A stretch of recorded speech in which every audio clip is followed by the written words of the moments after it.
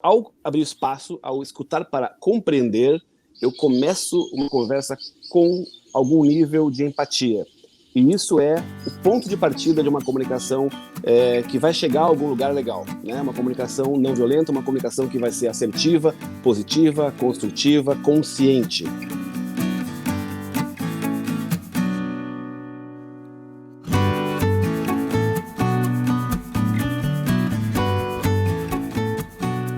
Hoje, nesse período de quarentena, né, de recolhimento, a gente traz um tema muito especial para conversar, que é a comunicação não violenta no contexto de home office. Por que surgiu essa ideia? Justamente a gente vivendo esse momento tão diferente de estar num ambiente em que sai da rotina, em que várias pessoas estão convivendo num espaço muitas vezes pequeno e precisa entender as necessidades de cada um para que a gente tenha um resultado produtivo naquilo que está fazendo, harmonioso, enfim, atendendo ao máximo as nossas demandas internas para poder viver isso com leveza. E para esse bate-papo fluir, a gente tem um convidado muito especial hoje, que é o Edmilson Ortiz, meu irmão. O Edmilson é jornalista, também é mentor sistêmico, palestrante, empresário, e traz toda essa riqueza da comunicação aliada ao desenvolvimento humano, que tem trabalhado agora com essa questão de facilitador de comunicação não violenta. E nós íamos fazer no próximo sábado, né, Edmilson, um workshop presencial com esse tema tão importante, né, no contexto atual. E aí, como a gente não pode estar fisicamente juntos, a gente abriu espaço para mais pessoas estarem conectadas conosco e beberem um pouquinho dessa fonte, dessa ideia, dessa forma de viver, que é a comunicação não violenta. Bem-vinda, Edmilson. Obrigado, Shirley. Eu vou evitar de chamar de mana aqui. Verdade, né? A gente teve tanta naturalidade em organizar, em decidir fazer esse workshop, porque a demanda veio de forma tão natural, né? Em função do nosso trabalho. A gente percebeu como cresce essa necessidade, como cresce o interesse, sobretudo, de verdade, a necessidade, né? De que a gente tenha essa habilidade de ter um estado compassivo nos nossos processos de comunicação, sejam eles nas nossas relações pessoais ou nas empresas, que, segundo o Marshall Rosenberg, um dos ambientes mais violentos que existem. Depois a gente faz o conceito de verdade de que violência nós estamos falando, né? Mas o ambiente corporativo, ele é muito violento também, né? E agora a gente está fazendo das nossas casas um ambiente de trabalho também. Então, redobra a necessidade de ter essa habilidade, esse cuidado, que, sobretudo, na minha opinião, a comunicação não violenta, ela é, antes de qualquer coisa, uma excelente ferramenta de autoconhecimento. Antes de ser um modelo de comunicação, é uma ferramenta de autoconhecimento. É bem nesse sentido, realmente. Quando a gente fala em construção de um novo mundo, e eu acho que esse momento agora nos permite despertar ainda mais para esse olhar de que novo mundo é esse que a gente deseja, né? Que novo mundo, em que sentido a gente pode reconstruir, reorganizar as nossas relações de trabalho e de sociedade para que seja um mundo que nos traga benefício para a coletividade, né? Para as pessoas poderem sentir os fatores de vida, aquilo que é essencial, como algo valorizado e tendo espaço em todas as esferas dos nossos relacionamentos. Então, nesse sentido, sim, as empresas precisam muito, cada vez mais, desse olhar mais humanizado, mais acolhedor, com mais conexão entre o que as pessoas de fato sentem, precisam e estão dispostas a entregar, num âmbito muito maior e mais profundo do que simplesmente uma tarefa, um resultado, mais ligado a algo que esteja mais conectado com a sua potência interna, né, como ser humano. Então, como fazer isso, fazer essa entrega de trabalho dentro de um ambiente que a gente saiu da rotina e agora está lidando com questões, às vezes, imprevistas, né? Mas que nos exigem uma adaptação muito rápida, muito ágil, muito flexível para dar conta desse contexto. Então, assim, eu acho que para a gente começar e trazer isso para o nosso momento presente, a gente podia falar um pouquinho sobre essa questão de o que significa comunicação violenta, né? Que violência é essa que a gente fala, para poder trazer, então, o sentido dessa não violência, que é o que a gente almeja aqui. O conceito de não violência, né, que o Marshall Rosenberg traz, sabe que é curioso? Eu estava assistindo a várias palestras dele nos últimos tempos, né, a gente está sempre reciclando, e ele confessa que ele não gosta muito da expressão não violência, da comunicação não violenta, porque você reforça o que você não quer, né, na nomenclatura, não violência. Por que então esse nome? Porque era um nome, com toda a sinceridade dele, era um nome forte, porque o conceito de não violência vem da filosofia do Gandhi, de que a não violência trata-se do nosso estado compassivo natural, a nossa compaixão, né? Então, tudo que nos afasta da compaixão é violento. É nesse sentido que a comunicação não violenta trabalha, no sentido de nos aproximarmos da nossa natureza da compaixão, da nossa natureza compassiva. E nesse sentido, então, é importante a gente ter esse olhar de que, às vezes, a gente associa a violência simplesmente a questões físicas ou eventos muito marcados, né? E quando a gente fala da violência passiva, a gente está falando da violência que gera um sofrimento emocional, ou seja, não é uma dor física, mas que de fato afeta o ser humano, inclusive na sua dignidade, né? Então, nesse sentido, às vezes uma palavra mal colocada, até não só a palavra verbal, mas um olhar, algo que gere um sentimento de menosprezo, indiferença, enfim, gera uma dor emocional. Então, quando a gente está consciente de que todos nós, em algum momento, acabamos gerando dores nas pessoas, e a gente olha para o nosso interior e vê aquilo em que a gente pode fazer para que a gente seja fonte de elevar o outro ser humano que a gente está convivendo, né? Trazer o sentimento de ser pertencente, de ser amado, enfim, todo o sentimento de acolhimento que todos nós precisamos, a gente aciona esse nosso lado compassivo, né? Que é o nosso lado capaz de gerar o melhor no outro. E é importante lembrar também que a violência não está só naquela coisa de falar de forma agressiva, falar em voz alta, de não escutar o outro. A violência está justamente quando a gente ignora que num processo de comunicação os dois lados têm necessidades para serem atendidas, tem algo por dentro, algo por trás. O que acontece dentro de mim quando você fala? O que acontece dentro de você quando eu falo? Como isso chega, né? E só para exemplificar, Sheila, eu lembrei agora de uma história da tua infância. Olha lá, pode ser. Só para exemplificar o que é uma comunicação. A Shirley é o tipo de pessoa que fala com suavidade sempre, né? Mesmo quando ela precisa discutir um assunto sério, olha, é raro ver ela levantar a voz. Não sei quando precisa ser firme com a filha, e aí é de forma consciente que está fazendo isso, e pode ser uma comunicação não violenta, permite que se faça uma comunicação mais firme. Não se trata de falar bonitinho ou com leveza, suavidade o tempo inteiro. Se trata de ser assertivo. Aí eu vou lembrar de um episódio. Nós crianças, quando morávamos no Nordeste, e a Sheila chamava a Sheila, que é a nossa irmã caçula, né, que é minha sócia na Prevenir, e é uma profissional de referência nacional com constelações familiares, psicóloga. A Sheila longe e a Sheila na rede começou a... Tu sabe o que eu falo, né, Sheila? Ela dizia assim, tá gravado esse vídeo, gente, VHS, é sensacional. A comunicação não violenta da Sheila na época. Ela dizia assim, Sheila, vem aqui, sua idiota. Só para exemplificar, toda a suavidade ao falar, mas sendo agressiva. Claro, sou uma criança falando, né? Um exemplo de mas infância. É verdade, né? Mas como pode, né? Assim, eu posso falar suavemente alguma coisa que causa um efeito negativo, um efeito, né, violento na outra pessoa, né? E às vezes até isso, o não perceber o outro, não valorizar, não considerar, já às vezes se torna a maior agressividade, né? Então, de fato, às vezes nos momentos mais inusitados, a gente pode estar exercendo isso sim, e de fato esse vídeo é muito engraçado. Vem aqui, sua idiota, na maior calma. Mas enfim, e aí nesse momento a gente está tratando com as crianças em casa, né? Eu acho que isso é muito importante trazer à tona, porque as crianças que estão em casa, eu tenho 2 filhas, uma vai fazer 13 anos, a outra tem 10 anos, e eles estão nesse momento sem escola, sem os amigos, enfim, sem atividades extras. E quais necessidades essas crianças têm internamente que elas podem estar expressando de uma maneira, às vezes, enfim, com tristeza, com agressividade? Como elas estão manifestando esse momento que estão vivendo e como a gente está acolhendo esse sentimento, né? Eu acho bem importante trazer isso à tona, de que é importante dar espaço para as pessoas se expressarem.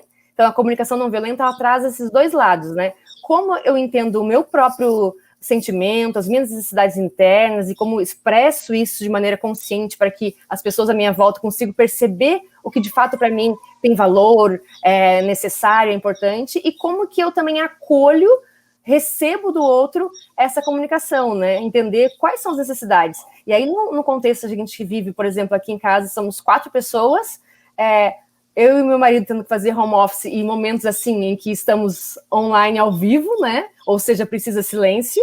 Então, escolher os espaços da casa para isso, mas sabendo que tem também outras 2 pessoas que têm suas necessidades, necessidades, inclusive, de extravasar, de brincar, de rir, né, que faz parte desse período da vida, e como a gente concilia isso tudo. E aí, eu acho que nesse contexto de home office, de vida de recolhimento, é importante a gente, primeiro, entender que cada um de nós não vai ter 100% de suas necessidades atendidas, porque estamos num contexto diferente, que é um contexto de limitação, né, de escassez de alguma maneira. Mas perceber o que é essencial e que eu preciso, sim, proteger e garantir, né? Entender? Para mim, isso é importante, para o outro, aquilo é importante. E a gente fazer uma combinação, um jeito que funcione com harmonia, para que todos busquem um equilíbrio dentro desse processo novo, né? Só que isso só é possível se a gente consegue reconhecer essas próprias necessidades. Reconhecer as minhas necessidades facilita com que eu compreenda as necessidades do outro, né? E você falou em espaço, né? Você falou no sentido do espaço físico também. Só para exemplificar, aqui em casa nós estamos em 8, né? E quando tem uma refeição é um evento. Se a vigilância sanitária bate aqui, manda um para cada lado da casa. Então, agora voltando ao que eu quero trazer de verdade aqui, é que o espaço, a palavra espaço, ela tem muito a ver com a comunicação não violenta, porque tudo se trata de criar espaço. Eu crio um espaço para que você possa se manifestar, para que eu possa te ouvir de verdade. E aí, por mais que a gente tenha de verdade, a gente tem conteúdo, né, no workshop que nós planejamos, que tivemos que adiar, por exemplo, a gente sabe que um dia inteiro de trabalho, ainda assim, é só a pontinha do iceberg, né, porque exige uma prática diária de comunicação não violenta. Mas o fato é que tudo começa por abrir espaço. Tem uma frase que para mim resume muito, que se ela for compreendida com profundidade, ela já significa muitos passos dados no sentido da comunicação não violenta. Significa escutar não para responder, escutar para compreender. Se eu escuto para compreender primeiro, dou espaço para isso, eu consigo deixar a empatia aparecer, né? E a empatia tem vários conceitos, tem mais de um tipo de empatia, mas ao abrir espaço, ao escutar para compreender, eu começo uma conversa com algum nível de empatia. E isso é o ponto de partida de uma comunicação que vai chegar a algum lugar legal, né? Uma comunicação não violenta, uma comunicação que vai ser assertiva, positiva, construtiva, consciente. Isso que é fundamental, é não barrar o fluxo da conversa, não barrar o fluxo do que tem para ser dito, do conteúdo que vem da pessoa que você quer entregar também. Quando você faz algum tipo de atitude que reduz o espaço ou bloqueia o fluxo, aí você entra numa postura inversa, que é justamente de não permitir que as coisas fluam de forma natural, que você se expresse, que eu me expresse, e isso é tudo que a comunicação não violenta não quer, né? Então, basicamente, se trata de criar espaço e de começar sempre uma conversa com a intenção de compreender, de escutar para compreender, né? Eu acho que isso tem tudo a ver com a questão de que a gente está vivendo hoje, inclusive nas empresas, né? Essa consciência do ganha-ganha, em que uma relação com o cliente, com o parceiro, só faz sentido nesse momento da humanidade em que vivemos, que se houver de fato um ganha-ganha, se no processo de interação eu me sentir satisfeita e ganhando em algum sentido, e a pessoa que está interagindo, o cliente, o fornecedor, enfim, também. Por que eu trago essa questão? No momento que a gente tem essa visão de ganha-ganha, qualquer conversa, seja ela com alguém ligado ao trabalho, ou seja ela com um amigo, com um familiar, a gente vai partir do nível de igualdade, ou seja, tanto eu quanto você temos igual valor, tanto eu quanto você temos necessidades a serem atendidas, e assim a gente se abre para entender o que o outro precisa e de fato poder contribuir, e a gente perceber que quando a gente está contribuindo, está compreendendo, está acolhendo e está ajudando a sanar uma necessidade do outro, eu também estou ganhando, nessa sensação de que se você se permite receber algo de mim, você está me presenteando com isso, né? Porque esse fluxo, ele é muito real. A imagem assim, que me vem quando trato esse assunto é de uma espiral ascendente que vai subindo, e a gente vai ganhando em termos de prosperidade, em termos de, em todos os aspectos, se elevando como pessoas, como ser humano. Então, acho que nessa dimensão, né, de perceber o outro como um igual e ter uma troca genuína, né, uma troca recíproca, com uma entrega mútua, eu acho que é legal a gente pontuar aqui, chamar de mano aqui, eu só chamo ele de mano, para ele é mais fácil, mas eu Então, Edmilson, acho que é bom a gente pontuar aqui os 4 componentes da CNV, né, para ficar mais fácil para as pessoas entenderem esse processo. Então, os 4 componentes básicos. Primeiro, a observação.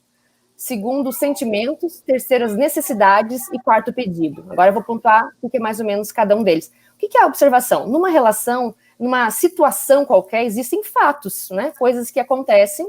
E quando a gente consegue ter um olhar mais livre, digamos, em relação ao que a gente está vendo, sem avaliar, sem julgar. Sem julgamento. Exatamente. A gente consegue ter uma postura diferente, uma abertura maior para acolher a situação. Num segundo momento, entender que sentimento aquilo me desperta em mim. Ou seja, viver esse fato. Por exemplo, estar agora sem poder sair de casa, né? É um fato concreto. E que sentimento isso gera em mim? No momento que eu reconheço o sentimento, eu tenho uma sinalização das minhas necessidades internas. Então, por exemplo, se eu me sinto presa, né, gostaria de sair, não posso. Isso sinaliza uma necessidade interna de liberdade, né? Muitas pessoas estão sinalizando muito uma necessidade interna de segurança, porque existem algumas necessidades que fazem parte de todos os seres humanos, em maior ou menor grau. Então, a segurança é uma delas. A liberdade também, a autonomia, né? A autonomia significa poder escolher os projetos, os sonhos nos quais eu quero investir e o como fazer isso, né? Então, são aspectos que estão presentes em todas as pessoas. Então, assim, uma coisa, aí o pedido, o que significa o pedido? Quando a gente está numa relação de conversa, a gente geralmente, quando entende uma necessidade, consegue expressar para o outro o que você pode fazer por mim, né? O que eu te peço, que vai fazer com que tu consiga me ajudar a atender a minha necessidade. E o que eu posso fazer por você, né? Que pedido você tem para mim, que vai me permitir atender uma necessidade sua e assim nós dois estarmos ganhando nesse processo, estarmos felizes, né? O legal de compreender esse passo a passo, quando ele é compreendido, ele pode ser editado, digamos assim, né? Eu vou falar uma expressão jornalística. Por exemplo, se eu reconheço o que eu sinto diante de uma situação, né? Eu observo como eu estou, reconheço o que eu sinto, entendo a minha necessidade que eu quero atender, que não está sendo atendida, eu posso abrir mão de um pedido. Vamos imaginar que eu tenho algo para resolver com você, e aí antes de eu comunicar aquilo, né, que seria de uma forma automática que a gente tem de ação e reação, o que eu tenho que fazer? Qual é o meu primeiro passo? Por isso que a comunicação não violenta, eu digo que é sobretudo uma ferramenta de autoconhecimento. Uhum. Eu preciso reconhecer em mim. O que está acontecendo dentro de mim nessa situação para que eu tenha esse impulso de comunicar alguma coisa, de repente de uma forma equivocada. Então, o que eu faço? Eu vou fazer isso que você falou, né? Eu observo, eu reconheço o meu sentimento, a minha necessidade, e ao fazer isso, eu posso perceber que não tem o que ser dito. Vamos imaginar que você seja uma pessoa que fala demais. Toda vez que eu converso contigo, você fala muito, né? Mas você não é uma pessoa da minha convivência. Você é um colega de trabalho que eu eventualmente tenho que ter uma reunião. Vai resolver eu, com todos os cuidados de uma comunicação não violenta, dizer para você falar menos? Pode ser violento isso, entende? Por isso a comunicação não violenta tem que ser cuidada para que não seja uma bengala para falar da forma adequada o que não deve ser dito, né? Uhum. Então, se eu reconheço que o que me incomoda é que você fala demais, ok, bastou eu ter esse processo de reconhecer isso e eu decido, ok, ela é assim. Então, quando eu for falar com ela, já vou preparado, já vou com um pouquinho mais de tempo, né? Porque, assim, ou eu vou ter que ter uma postura para ser um pouco mais objetivo, já vou abrir a conversa pontuando que eu preciso sair logo, qualquer coisa. Mas eu fiz o processo da comunicação não violenta, CNV, dentro de mim, e aquilo me permitiu ter uma postura e um comportamento diferentes, e de repente posso abrir mão do pedido, que é a última etapa. Agora, se a gente tem, sim, é bom, eu vou dar um exemplo, o que me vem à cabeça agora é um exemplo que eu tive na minha formação, de um casal que ele deixou ela falando sozinha. Você fez uma formação comigo, você sabe, né? Então, imagina assim, o casal está conversando, ele sai e deixa ela falando sozinha. No dia seguinte ela fala assim, ontem você me desrespeitou. Mas como assim? Porque aí vem um julgamento, vem uma avaliação, uma análise. Na cabeça dela, se ela foi deixada falando sozinha, ele saiu, ele foi desrespeitoso, certo? Mas ela diz assim, você me deixou falando sozinha, você me desrespeitou. Daí ele pode dizer, não, peraí, já tem um bloqueio de fluxo aí, porque imediatamente abriu espaço para que ele possa discordar. Ele vai dizer, não, eu não te desrespeitei, eu saí para que a gente não ficasse falando cada vez mais alto e brigasse. Então, na cabeça dele, foi um respeito aos dois, evitar uma conversa tensa naquela hora. Então, a gente fala de avaliações diferentes. Agora, se ela dissesse, eu estou dando um exemplo, se ela dissesse, olha, ontem eu estava falando sobre tal coisa que me incomoda, você levantou e saiu, certo? Ela fez uma observação. É um fato, né, é inquestionável que ele fez isso. Ele vai dizer, sim, eu fiz isso. Então, quando você fez isso, eu me senti triste, porque eu precisava ser ouvida. Então, ela manifestou o sentimento de tristeza e a necessidade que ela tinha de ser ouvida. Então, aí começa uma conversa, né? E aí a gente espera que a conversa flua bem. E aí vem uma questão muito interessante, que é sobre os sentimentos que às vezes nós terceirizamos. Eu evitei dizer, nesse exemplo, se ela dissesse o seguinte, eu me senti desrespeitada, ele vai de novo voltar para a primeira questão. Não, eu não te desrespeitei. Porque o sentimento original, a gente fala de sentimentos primários ou legítimos, né? São aqueles que eu tenho que não envolvem necessariamente o comportamento da outra pessoa, correto? Então, se eu me sinto menosprezado, é porque alguém me menosprezou. Se eu me sinto desprestigiado, é porque alguém me desprestigiou, e assim vai. Agora, se eu vou para os sentimentos mais legítimos, autênticos, aí eu vou entender de verdade o que passa dentro de mim. Eu me sinto triste, eu me sinto com raiva, eu me senti... enfim, sentimentos que são inquestionáveis. Se eu digo para você que eu estou triste, você não pode olhar para mim e dizer assim, não, você não está triste, né? Estou dizendo que eu estou, então não tem como questionar. Então, tudo isso, por isso que eu digo, é uma prática. A gente, quando nós começamos a entender quais são os sentimentos que nós podemos colocar para que uma conversa tenha fluxo, quais são os sentimentos, porque me sentir desrespeitado é um sentimento? É. Mas se eu coloco ele numa conversa, eu posso bloquear o fluxo da conversa, porque vai imediatamente causar uma reação que eu não quero agora, eu quero me expressar primeiro, né? E aí, uma coisa bem bacana de entender a comunicação não violenta é que eu não preciso que a outra pessoa entenda sobre CNV para que eu possa usar da CNV numa conversa. Eu preciso que eu conheça, né? Porque eu vou sempre ouvir você de uma forma diferente. Eu vou tentar, num esforço cognitivo, por isso que a gente chama de empatia cognitiva, tem a empatia emocional, a empatia cognitiva, para simplificar, tem outras formas. Eu consigo perceber que quando você fala de uma forma agressiva comigo, por exemplo, por trás disso tem alguma necessidade sua que não está sendo atendida. O Marshall Rosenberg sempre diz, né, que todo comportamento humano revela uma necessidade. Todo comportamento humano tem por trás um pedido de por favor ou uma manifestação de gratidão, né? Se eu recebo carinho, é uma forma da pessoa de me agradecer, né, porque gosta de mim, pela nossa amizade.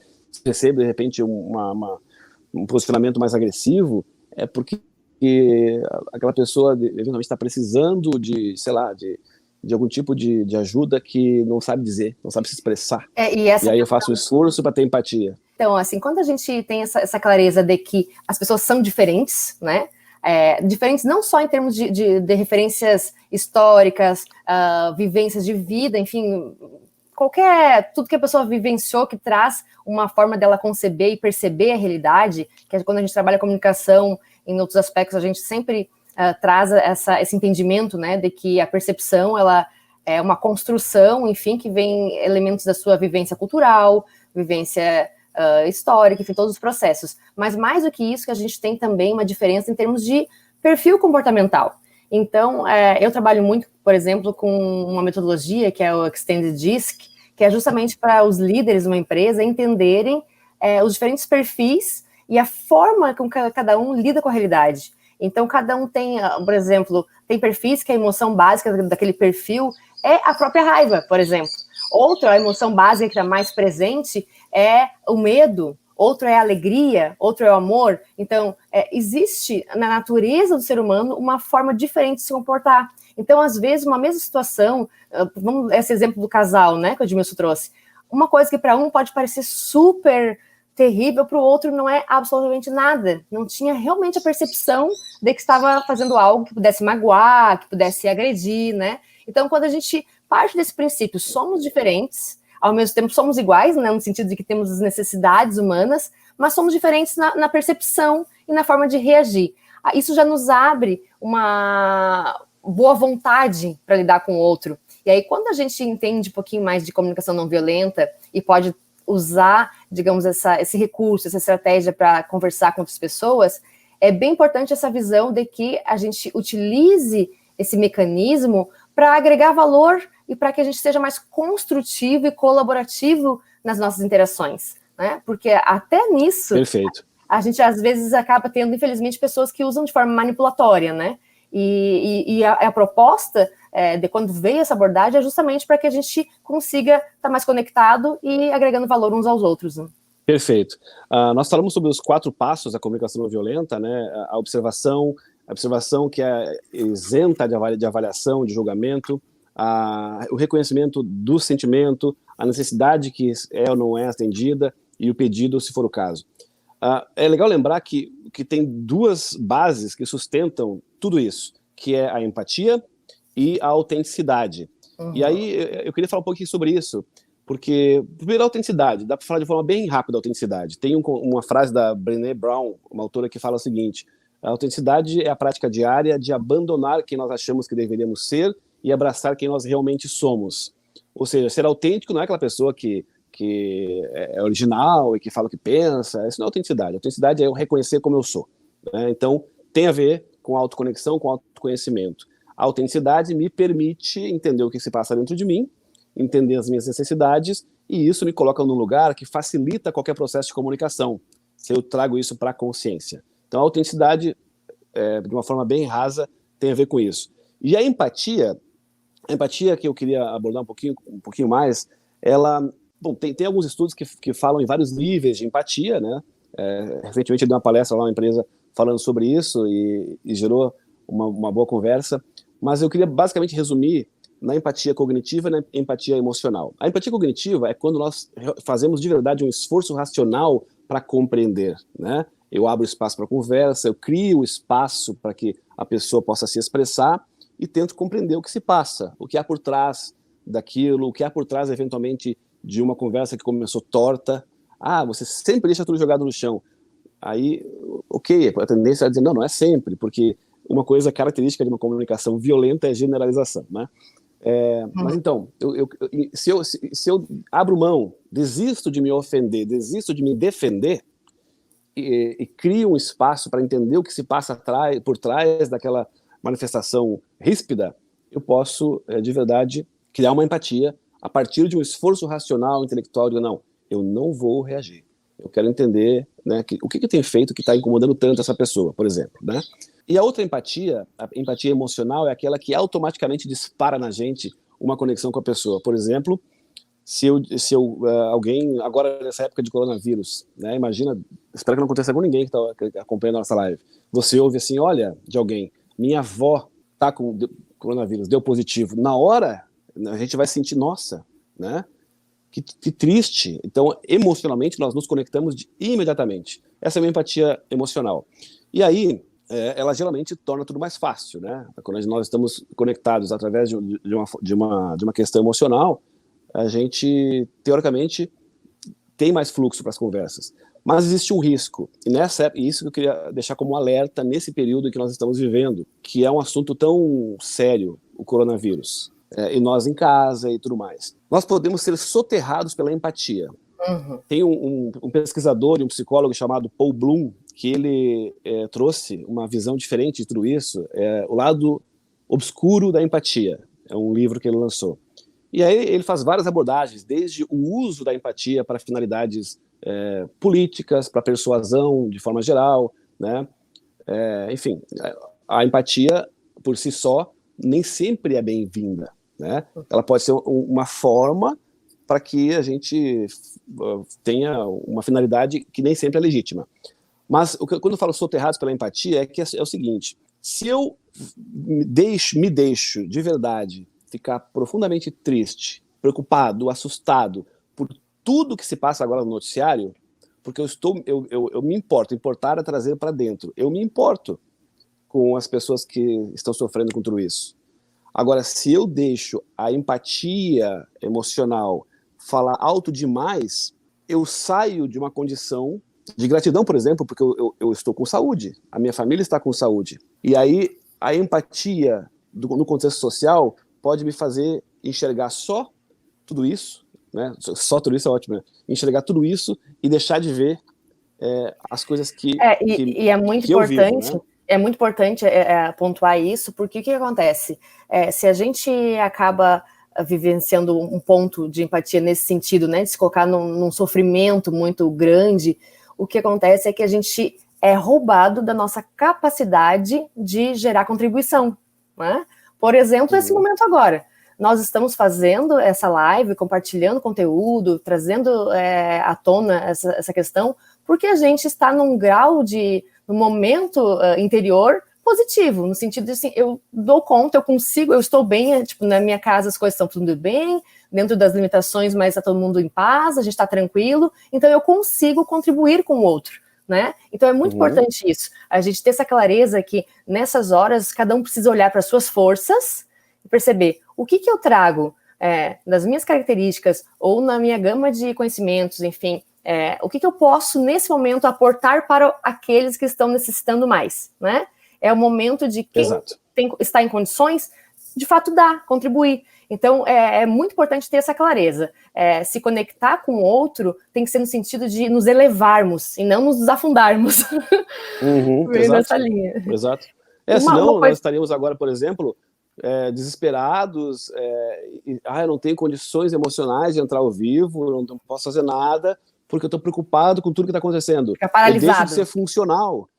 Paralisa, não contribui, isso não vai ajudar em nada. E aí a empatia perde valor, né? Nesse sentido, a empatia perde valor. Nós somos soterrados pela empatia e perdemos a empatia com nós mesmos, né? E isso é muito grave. Então, esse alerta é importante. Em termos práticos, acho bem importante trazer essa situação que tu colocou para não sermos soterrados com informações delicadas, negativas, né? Aqui em casa, por exemplo, no entendimento de que a nossa contribuição coletiva é seguir as instruções, manter o isolamento, realmente ficarmos em casa. Uma coisa que eu coloquei para as nossas filhas é que elas não devem ficar acessando informações na internet sobre o coronavírus. Até porque se a gente não tiver essa consciência de proteger as emoções, no sentido de crianças, adolescentes que não tem por que estar exposto além da conta a uma situação na qual eles não têm como agir, né? Não tem, pode se sentir de fato impotente. Então, o que a gente colocou aqui? A gente tem clareza da situação, mas o que precisa fazer é cada dia viver o dia da melhor forma possível, fazendo algo que seja bom, colaborando com as tarefas domésticas, todo mundo ajudando uns aos outros, entendendo os momentos e os espaços que cada um precisa, e isso vai ser uma forma de contribuir com o todo, né? Porque se a gente consegue ficar em paz e está criando esse clima positivo, a gente já está contribuindo com as pessoas, com os vizinhos, com os familiares, enfim, né, a gente já está agregando valor. Outro aspecto em relação às necessidades e à rotina desse momento é a situação de segurança, né? Logo que começou esse processo de fechamento de tudo e, enfim, para as atividades normais, a minha filha mais velha falou assim, a gente precisa de uma rotina. Olha que interessante a percepção, né, de uma criança, de uma pré-adolescente, de pedir uma rotina. Então, o que a gente fez aqui? A gente, de fato, tem uma rotina. A gente continua acordando por volta de 7h30 da manhã. Ela que pediu vai um pouquinho mais. A gente deixa ela até no máximo às 9 horas, coisa de pré-adolescente. Mas aí é assim, acorda, toma café da manhã, ninguém fica de pijama, nem as meninas, coloca uma roupa, aí vai, ajuda nas tarefas domésticas. Aí de manhã estão mais a preguiça, assiste um pouco de televisão. De tarde, elas trabalham num projeto criativo, artístico. Ontem construíram um forte com um papelão, hoje estão fazendo outra atividade.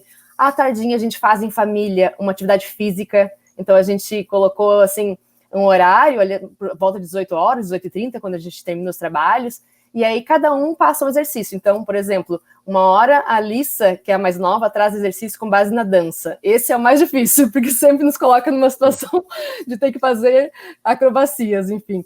A Lara coloca exercícios ligados ao vôlei, e aí cada um de nós, eu e meu marido, colocamos atividades e todos fazemos juntos. Então, por que é importante ter essa rotina? Porque a gente está atendendo essa necessidade de segurança e porque nos coloca também num fluxo de vida que tenha uma certa previsibilidade, né? Porque quando a gente está numa situação em que não sabe o que vai acontecer, porque nós, de fato, não sabemos o que vai acontecer amanhã, daqui 10 dias, daqui 15 dias, mas o que está dentro do nosso controle relativo, ou seja, a minha rotina dentro da minha casa, eu consigo ter uma certa previsibilidade. Então, isso nos dá condições, primeiro, de ficar mais tranquilos, né, com menos ansiedade, E segundo, contemplar aspectos que são relevantes. Por exemplo, eu posso colocar na minha rotina leituras de livros que eu quero fazer e que às vezes não dá tempo, colocar na minha rotina fazer um curso online, que a gente agora está com uma disponibilidade bem grande nesse sentido, e cada um dentro das suas necessidades, né? Então é legal isso, a gente poder,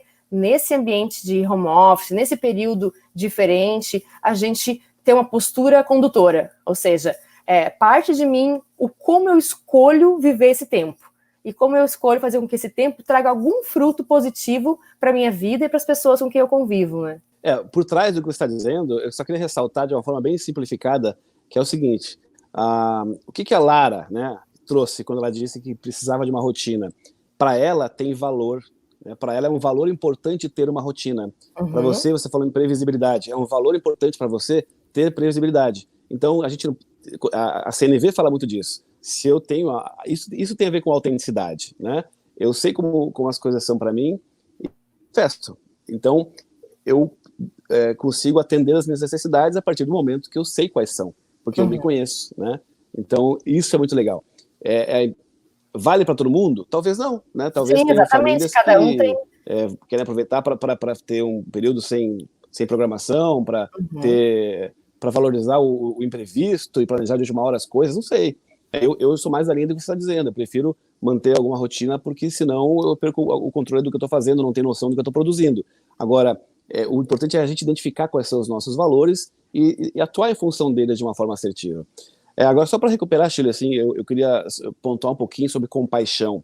Nós falamos muito sobre empatia, e a empatia só faz sentido quando está profundamente conectada à compaixão. O que é a compaixão? Compaixão é o não querer, é o meu desejo profundo e legítimo de que o outro não sofra, né? Quando eu faço isso, a compaixão de verdade não pode ser de A para B apenas, né? Não basta eu querer que a minha família não sofra, eu tenho que ter uma visão mais social, mais ampla sobre isso. Num contexto maior, a compaixão de verdade é quando eu quero que a sociedade viva bem, né? Que as pessoas não sofram. Mas se a compaixão significa eu não querer o sofrimento, eu querer que as pessoas não sofram, significa que eu preciso reconhecer que o sofrimento existe, né? Que a dor existe.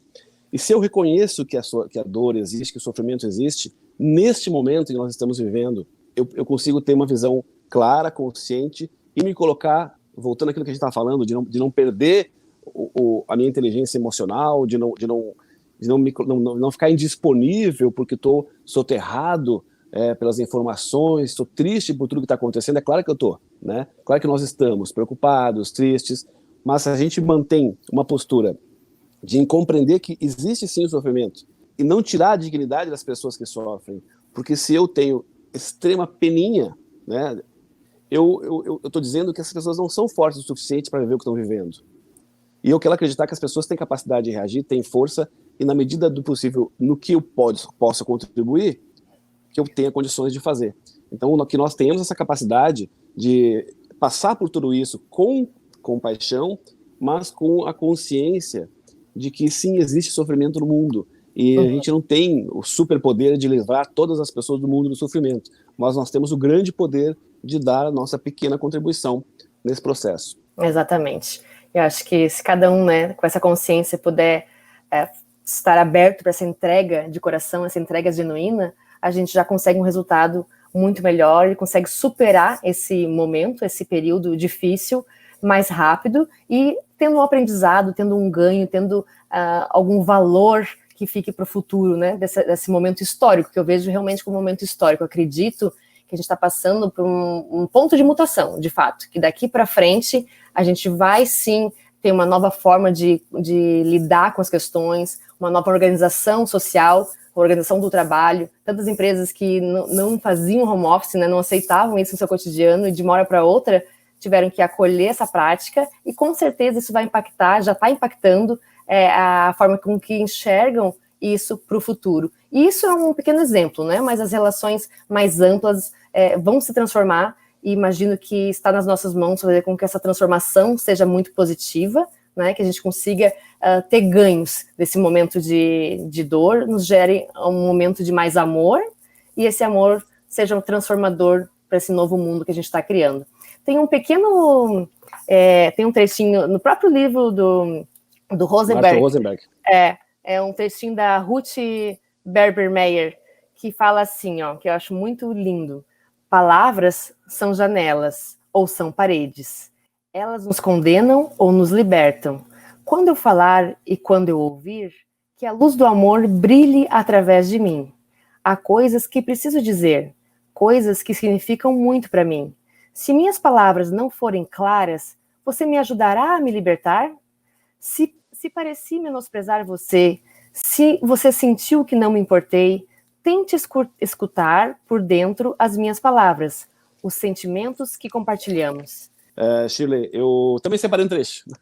Ai, que bom, a gente nem combinou isso. É verdade. Foi só uma frase que eu separei do Marshall Rosenberg, que eu usei na minha palestra, que eu acho que diz muita coisa. Que se a gente puder acolher, né, essa percepção, essa visão de mundo, é um grande passo. O que eu quero em minha vida é compaixão, um fluxo entre mim e os outros com base numa entrega mútua do fundo do coração.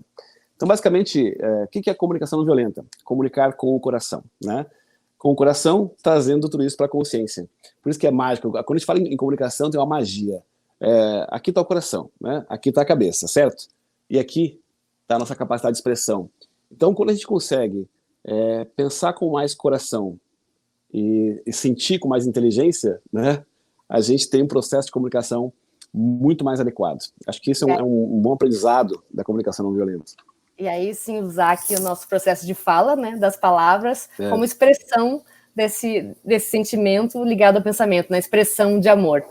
Então que a gente possa, nesse sentido, vivenciar hoje, amanhã, a cada dia desse período especial de recolhimento, colocar em prática esses conceitos tão profundos, né, que a comunicação não violenta nos traz. E obrigada por estar aqui conosco, obrigada por participar, que a gente realmente, essa sementinha que a gente plantou hoje possa ser cultivada com amor para que possa dar lindos frutos. Obrigada, Edmilson. Eu quero deixar um recadinho final, Shirley, reforçando que nós ainda vamos realizar, né, assim que for possível, o workshop presencial de comunicação não violenta, das 9 da manhã até as 6 da tarde, é nosso planejamento inicial, para que a gente possa entregar conteúdo e praticar muito. E outro convite que eu faço, nessa época de coronavírus, eu fiz um textinho, uma brincadeira séria, deixei um vídeo no meu Instagram, tá aí, tô vendo que tá aí o meu Instagram, deixei um vídeo que é uma carta ao coronavírus. Eu estava refletindo sobre isso, me veio esse insight, eu fiz uma cartinha para o coronavírus e gravei em vídeo, convido, se você não viu, que veja, e deixe seu comentário lá no Instagram, tá bom? Shirley, muito obrigado pelo convite, parabéns pelo projeto, pelo crescimento. Você nada mais fez do que formatar, né, no Líderes de Novo Mundo, um trabalho que você tem de muitos e muitos anos e que trouxe agora bem formatado para que a gente possa entender melhor tudo que você é capaz de entregar. Então, eu acho isso muito bacana e com isso, com esse formato todo, a gente tem possibilidades de novas parcerias, né? Temos alguns desafios pela frente já juntos e isso é muito legal, porque eu tenho o privilégio de ser um homem que tem, junto de mim, grandes profissionais na família, que é o teu caso, o caso da Sheila, que é a minha irmã também, e tudo converge, né? As expertises, elas vão se somando e possibilitam grandes trabalhos. Então, muito obrigado pelo convite, tá? Amo você. Também te amo, obrigada. E tchau, vocês tchau. Continuem seguindo a gente no Líderes de Novo Mundo. A gente traz aqui líderes executivos mostrando que é possível sim fazer uma gestão humanizada, com conexão, com colaboração. E também nos sigam nos canais no Instagram, no LinkedIn, porque a ideia é gerar conteúdo que possa agregar valor para a sua vida no trabalho e também expandindo para todas as suas relações. Obrigada por esse momento e que a gente possa realmente sair fortificado desse período de recolhimento. Até!